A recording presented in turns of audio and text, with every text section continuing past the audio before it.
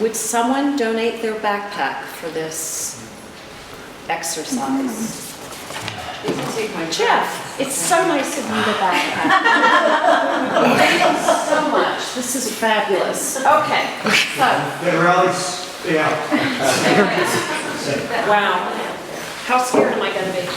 Okay, so if we were archaeologists and we found Jeff's backpack, what would we think of him and why? Paper products. Cocoa latte. Holy smoke. If we were to uncover this 1,000 years from now, what would we think about Jeff and his peers of NEH?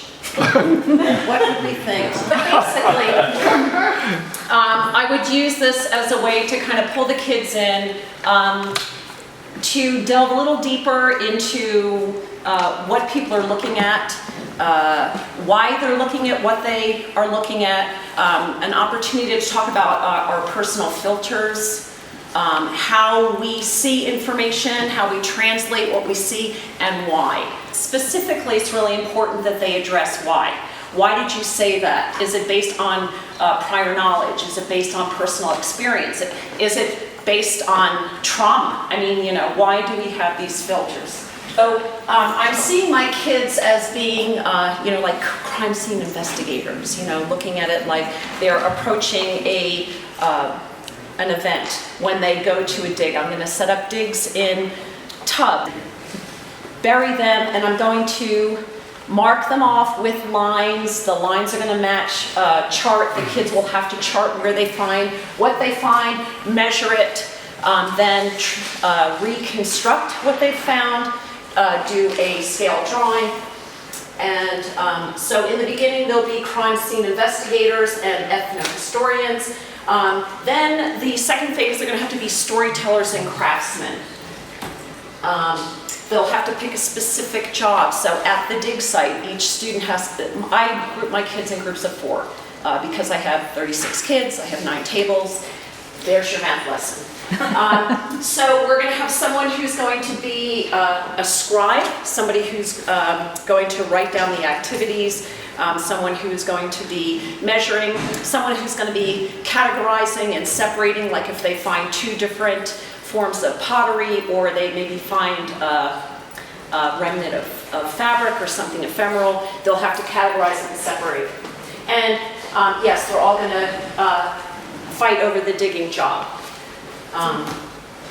So they're going to dig, measure, catalog, using these tools. Then they're going to be directed to research. They're going to hypothesize. I'm not going to front load them with any information. I'm not going to say, this is our Mesoamerican unit.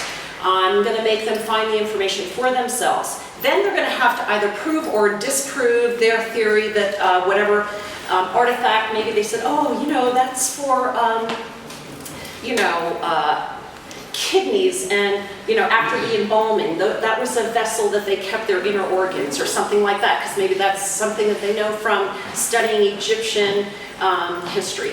So they'll have to either prove or disprove using specific, that they have to cite. That's a huge thing for us. The kids have to cite their information. They cannot speak from, oh, well, I think, or I heard, or I read, you know, like we adults always speak, you know.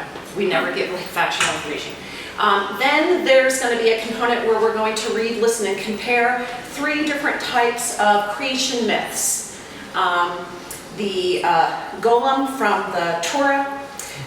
We're going to do a Native American creation myth, and then Popol Vuh. And construct their own vessels, and they have to go through the design process. For those who are more adept visually, they can use just the designs from the Mesoamerican designs, or some might want to go a little further and do something more representational. And I leave that up to them. And then the culmination is going to be an exhibit where we're going to spread the love.